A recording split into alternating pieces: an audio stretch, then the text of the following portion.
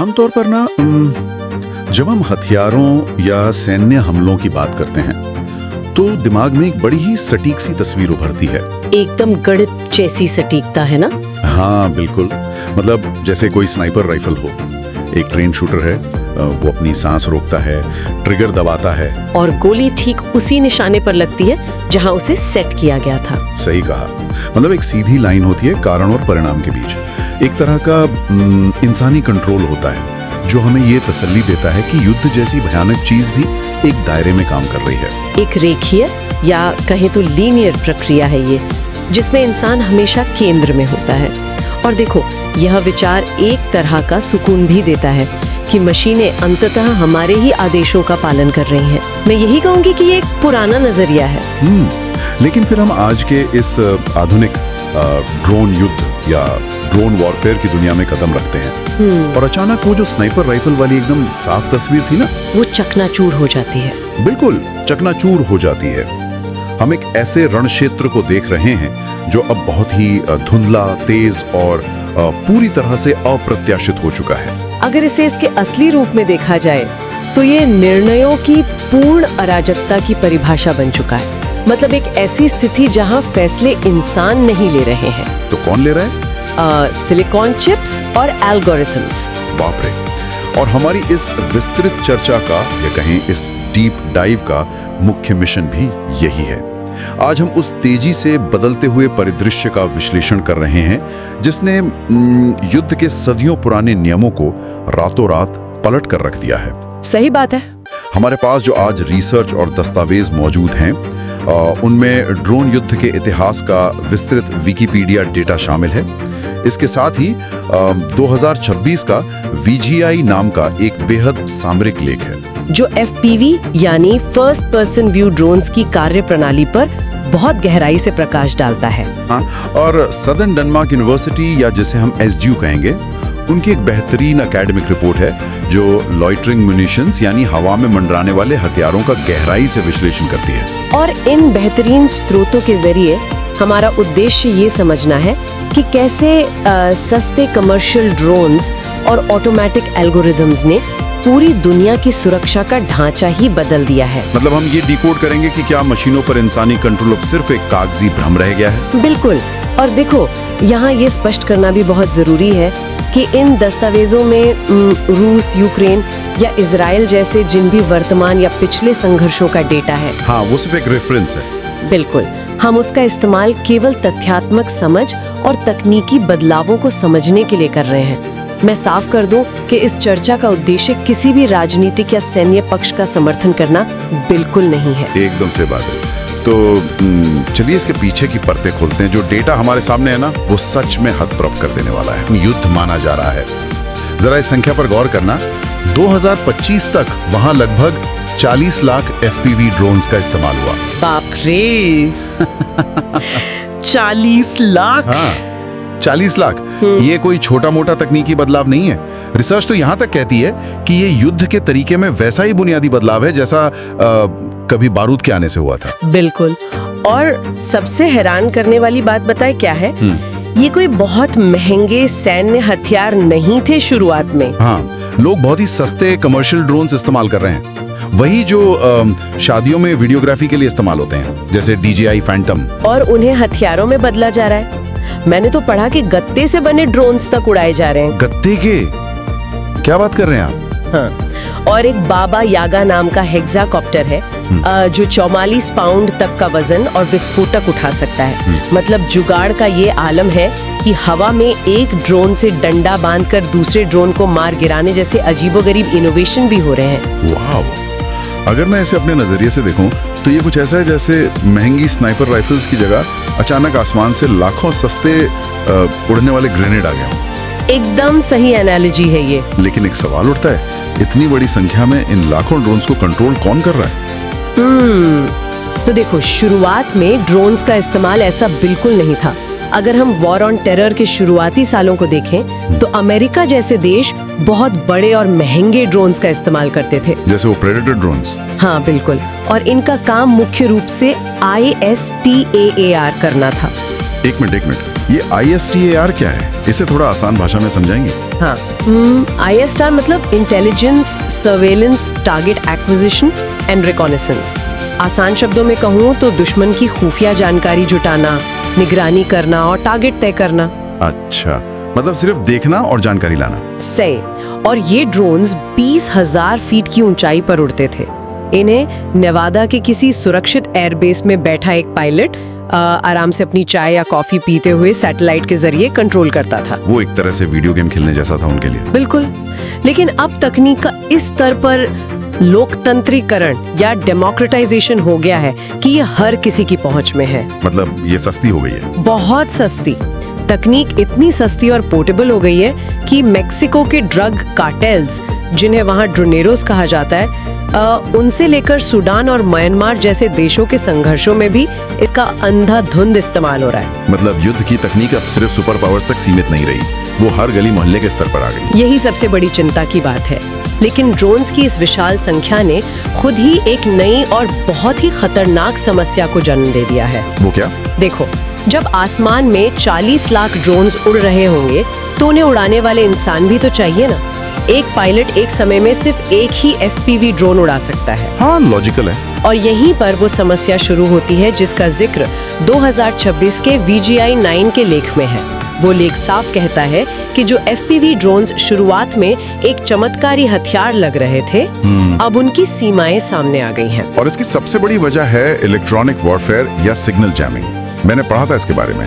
होता यह है कि जब एक FPV ड्रोन अपने टारगेट के बिल्कुल करीब होता है, जिसे वो लोग सैन्य भाषा में लास्ट मीटर कहते हैं। हाँ, लास्ट मीटर। तो उसी लास्ट मीटर में अचानक सिग्नल टूट जाता है, ऑपरेटर की स्क्रीन काली हो जाती है और वो ड्रोन जमीन पर गिरकर बेकार हो जाता है। यहाँ जो बात सबसे दिलचस्प है ना, वो ये है कि इलेक्ट्रॉनिक वॉरफेयर के जामर्स इसी आखिरी मोड़ पर सबसे ज्यादा प्रभावी होते हैं। ऐसा क्यों? क्योंकि वे रेडियो सिग्नल्स को पूरी तरह ब्लॉक कर देते हैं जब ड्रोन जमीन के एकदम करीब होता है।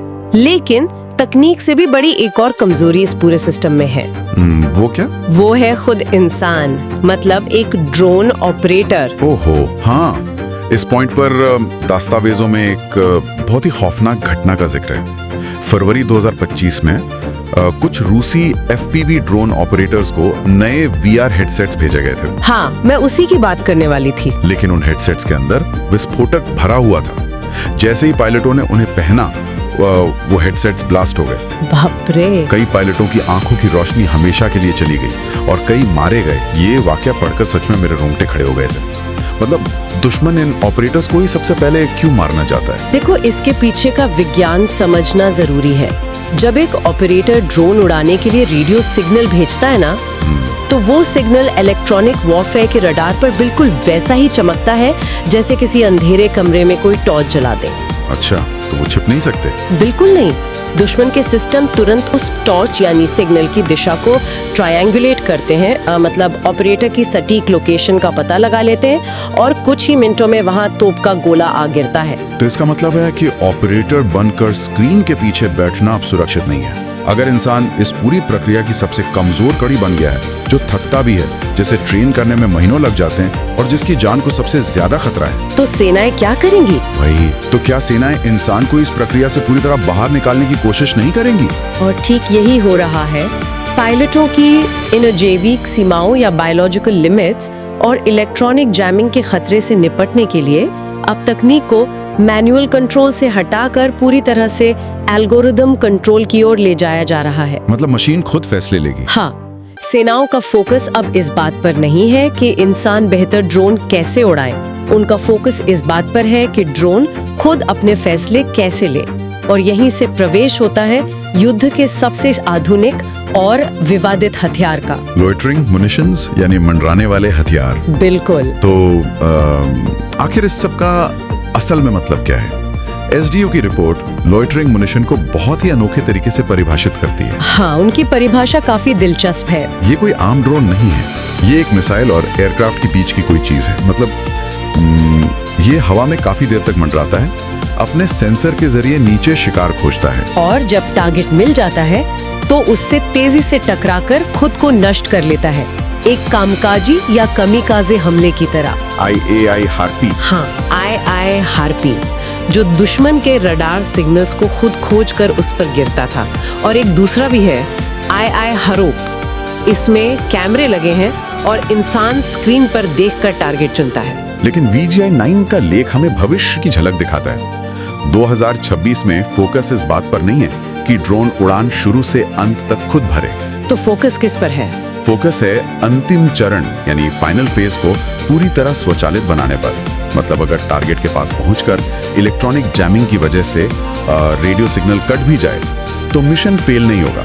अच्छा, मतलब लास्ट मीटर में सिग्नल गया तो भी ड्रोन रुकेगा नहीं? बिल्कुल नहीं। ड्रोन के अंदर लगे विजुअल कैमरा और AI टारगेट को खुद पहचान लेंगे और बिना इंसान के निर्देश के हमला पूरा करेंगे। इसके अलावा एक और चौंकाने वाली चीज हो रही है जिसे वो टीमिंग कहते हैं। टीमिंग मतलब टीम बनाकर काम करना? हाँ, आसमान में उड़ती ड्रोन्स अब जमीन पर चलने वाले रोबोट्स या जिन्हें UGVs कहते हैं उनके साथ बात कर रहे हैं। वे एक टीम की तरह हमला कर रहे हैं। अगर मैं इसे एक एनालॉजी से समझाऊं, हाँ बताइए। तो ये कुछ ऐसा है जैसे एक शिकारी कुत्ते को पहले हमेशा पट्टे से बांध कर रखा जाता था। मालिक तय करता था कि किसे काटना है। सही है। लेकिन अब उस कुत्ते को एक तस्वीर सुंघा दी गई है और उसका पट्टा हमेशा के लिए खोल दिया गया है। वो खुद तय करेगा कि जंगल में किसे, कब और कैसे काटना है। वाओ, ये एनालॉजी स्थिति को बिल्कुल सही बयान करती है। और आपको पता है यहीं से सबसे बड़ी बहस शुरू होती है, ऑटोमेशन बनाम ऑटोनॉमी की। दोनों में क्या फर्क है? देखो, ऑटोमेशन का मतलब है एक तय प्रोग्राम का पालन करना। जैसे हमारी वॉशिंग मशीन होती है, जो सेट किया वही करेगी। लेकिन ऑटोनॉमी का मतलब है बदलते हालात में खुद फैसले लेने की क्षमता। जैसे एक सेल्फ ड्राइविंग कार। एकदम सही, जैसे सेल्फ ड्राइविंग कार। अब दिक्कत यह है कि हथियार बनाने वाली कंपनियां हमेशा ये दावा करती हैं कि उनके हथियारों में ह्यूमन इन द लूप रहता है। मतलब एक इंसान हमेशा सिस्टम को मॉनिटर कर रहा है। हाँ, SG रिपोर्ट भी यही कहती है कि कंपनियों का दावा है कि इंसान के पास अबॉर्ट या वेव ऑफ यानी हमले को बीच में रोकने का बटन हमेशा होता है। लेकिन क्या ये सच में काम करता है? मुझे यहाँ थोड़ा विरोध दर्ज करना होगा यार। विज्ञापन वाले ब्रोशर में तो ये सब बहुत साफ सुथरा लगता है। एक वातानुकूलित कमरे में एक इंसान स्क्रीन के पीछे शांति से बैठा है और आराम से तय कर रहा है कि कैंसिल बटन दबाना है या नहीं। लेकिन असलियत में ऐसा नहीं होता। बिल्कुल नहीं। जरा असलियत की कल्पना कीजिए।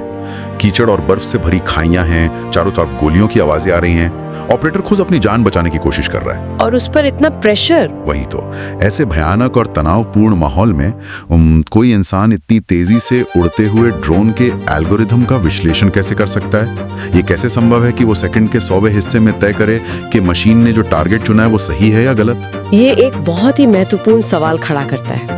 आप जो कह रहे हैं ना, उसे मनोविज्ञान में ऑटोमेशन बायस या मशीन पर अंधा विश्वास कहा जाता है। मशीन पर अंधा विश्वास? हाँ, जब कोई सैनिक युद्ध के भारी तनाव में होता है और वो देखता है कि मशीन ने लगातार 3 बार सही टारगेट चुना है, तो चौथी बार वो अपनी बुद्धि लगाना बंद कर देता है। वो मशीन के फैसले को ही अंतिम सत्य मान लेता है। अरे बाप रे, ये तो बहुत ही खतरनाक स्थिति है। और दस्तावेजों में एक ब्लैक बॉक्स प्रभाव का भी जिक्र है। ये मशीन लर्निंग का ब्लैक बॉक्स क्या है? थोड़ा इसे आसान तरीके से समझाएंगे? हाँ बिल्कुल। देखो, मशीन लर्निंग में कंप्यूटर को लाखों तस्वीरें दिखाकर सिखाया जाता है। मान लीजिए उसे एक टैंक की पहचान करनी है। ठीक है। लेकिन मशीन अपना लॉजिक खुद बनाती है। अगर उसने किसी स्कूल बस को टैंक समझ लिया। स्कूल बस को? हाँ, सिर्फ इसलिए क्योंकि बस की परछाई उसे टैंक जैसी लगी, तो उसे बनाने वाले इंजीनियर भी मशीन का कोड खोलकर ये नहीं देख सकते कि उसने ये गलती क्यों की।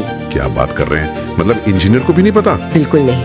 मशीन के अंदर काम करने वाले लाखों गणितीय समीकरणों को, जिन्हें मैथमेटिकल वेट्स कहते हैं, उन्हें इंसान नहीं पढ़ सकता। यही ब्लैक बॉक्स है। मशीन फैसला लेती है, पर क्यों लेती है ये किसी को नहीं पता। मतलब मशीन ने खुद एक रहस्यमयी फैसला कर लिया, तनाव में बैठे इंसान ने उसे सही मान लिया और किसी को नहीं पता कि ये सब क्यों हुआ। सही पकड़े हैं। और यही SDU रिपोर्ट का सबसे बड़ा निष्कर्ष है। वो बताती है कि तकनीकी भविष्यवाणी यानी टेक्निकल प्रिडिक्टेबिलिटी और परिचालन भविष्यवाणी यानी ऑपरेशनल प्रिडिक्टेबिलिटी के बीच जमीन आसमान का अंतर है। मतलब लैब में मशीन क्या करेगी और मैदान में क्या करेगी। बेहद चौंकाने वाला हो जाता है, क्योंकि ये खतरा तब और भयानक लगता है जब हम देखते हैं कि इन हथियारों का इस्तेमाल किन जगहों पर किया जा रहा है। जब हम SDO रिपोर्ट के आंकड़े देखते हैं तो तस्वीर और भी डरावनी हो जाती है। हमारे सामने जो 24 लॉइटरिंग म्यूनिशंस का डेटा है, उनमें से 14 को खास तौर पर एंटी पर्सनल यानी सीधे इंसानों की जान लेने के लिए डिजाइन किया गया है। सिर्फ इंसानों को मारने के लिए? हाँ, और उससे भी बड़ी बात सुनिए, इनमें से 18 हथियारों को घनी आबादी वाले शहरी इलाकों में इस्तेमाल करने के लिए बनाया गया है। शहरी इलाकों में, जहां एक इमारत में सैनिक छिपे हो सकते हैं और ठीक उसी के नीचे वाले फ्लैट में एक आम परिवार रह रहा हो सकता है? बिल्कुल। कोई मशीन ये कैसे तय करेगी कि कौन लड़ाका है और कौन आम नागरिक? अंतर्राष्ट्रीय मानवीय कानून या IHL के तहत किसी भी मशीन के लिए ये फर्क कर पाना आज की तारीख में लगभग असंभव है।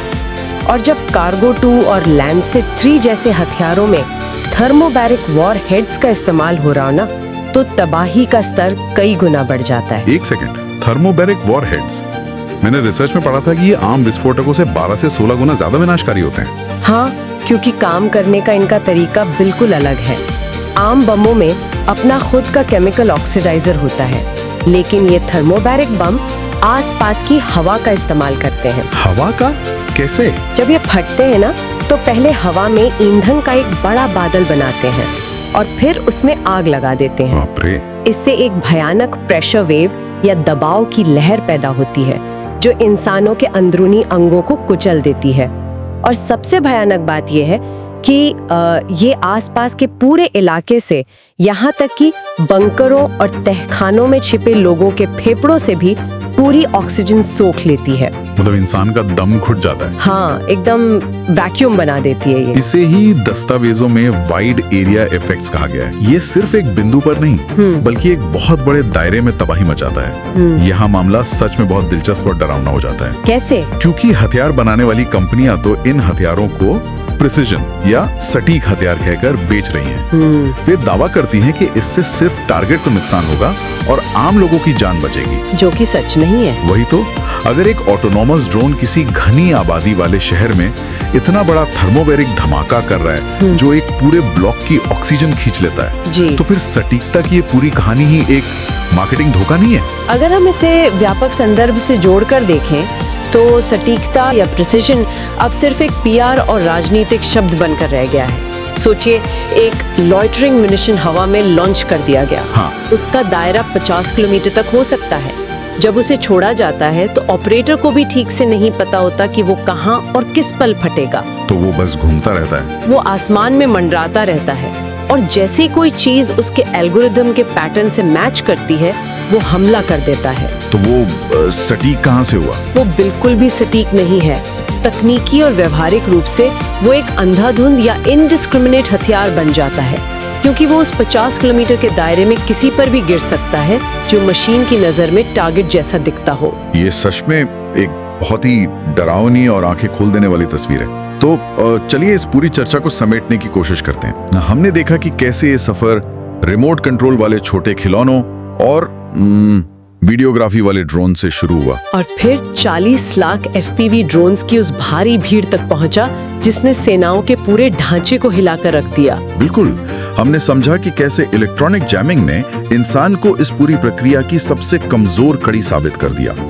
और अब हम ऐसे मंडराने वाले हथियारों के युग में आ गए हैं जो सेकंड के 100वें हिस्से में बिना किसी इंसानी भावना के सिर्फ गणितीय एल्गोरिदम के आधार पर जीवन और मृत्यु के फैसले ले रहे हैं। और पता है, ये जानना हर किसी के लिए इसलिए जरूरी है क्योंकि ये विषय अब सिर्फ दुनिया की कुछ महाशक्तियों या सैन्य जनरलों के सोचने का विषय नहीं रहा। क्यों? अब तो ये हर जगह है ना। हाँ, ये तकनीक अब बेहद सस्ती है। ये इतनी छोटी है कि एक बैकपैक में आ सकती है। दुनिया के 16 से ज्यादा देशों की सेनाओं के साथ साथ अब ये नॉन स्टेट एक्टर्स और विद्रोही गुटों के हाथों में भी है। तो मतलब कोई भी इसे इस्तेमाल कर सकता है? बिल्कुल, ये वैश्विक सुरक्षा के पूरे ढांचे को हमारे देखते देखते हमेशा के लिए बदल रही है। एकदम सही बात है। युद्ध का लोकतंत्रीकरण हो चुका है, लेकिन फैसले लेने की क्षमता इंसानों के हाथों से फिसलकर मशीनों के पास जा रही है, जो सबसे डरावना हिस्सा है इस पूरी कहानी का। हाँ, और इस विस्तृत चर्चा को खत्म करने से पहले एक ऐसा विचार है जो इन दस्तावेजों से उभरकर सामने आता है, लेकिन जिस पर अभी तक किसी के पास स्पष्ट जवाब नहीं है। वो क्या? जरा सोचने वाली बात है। आसमान में मंडराता हुआ एक ऑटोनॉमस ड्रोन है अपनी मशीन लर्निंग के उसी रहस्यमयी ब्लैक बॉक्स के अंदर वो खुद ही एक नया बर्ताव सीख लेता है। जो कि बहुत मुमकिन है। हाँ, कुछ ऐसा जो उसे बनाने वाले इंजीनियर ने भी कभी प्रोग्राम नहीं किया था। और वो अपनी समझ से किसी शहर में एक ऐसी जगह हमला कर देता है जो कि सीधे तौर पर एक भयानक युद्ध अपराध है, एक वॉर क्राइम। बिल्कुल। तो अब अदालत के कटघरे में किसे खड़ा किया जाएगा? क्या उस ऑपरेटर को सजा मिलेगी जिसने उसे लॉन्च तो किया था लेकिन जिसका उस मशीन पर लास्ट मीटर में कोई कंट्रोल नहीं था? या फिर उस प्रोग्रामर को जिम्मेदार ठहराया जाएगा जिसने उसका कोड लिखा था लेकिन जिसे खुद नहीं पता कि मशीन ने ऐसा फैसला क्यों किया? या फिर खुद उस लोहे, प्लास्टिक और सिलिकॉन की मशीन को कटघरे में लाया जाएगा? इसका जवाब देना तो बहुत मुश्किल है। आज किसी के पास इस सवाल का स्पष्ट जवाब नहीं है, लेकिन भविष्य का युद्ध और शायद मानवता की सुरक्षा इसी एक सवाल के जवाब पर टिकी है। याद है हमने शुरुआत में उस स्नाइपर राइफल और उसकी सटीकता की बात की थी? हाँ, वो सीधी लाइन वाली बात। लगता है वो स्नाइपर राइफल अब हमेशा के लिए टूट चुकी है और हम एक ऐसे धुंधले, तेज और अराजक भविष्य में कदम रख चुके हैं जहां ट्रिगर इंसान के नहीं बल्कि एल्गोरिदम के हाथ में है। बिल्कुल सही। ये एक ऐसा सवाल है जिस पर हम सबको बहुत गहराई से विचार करने की जरूरत है।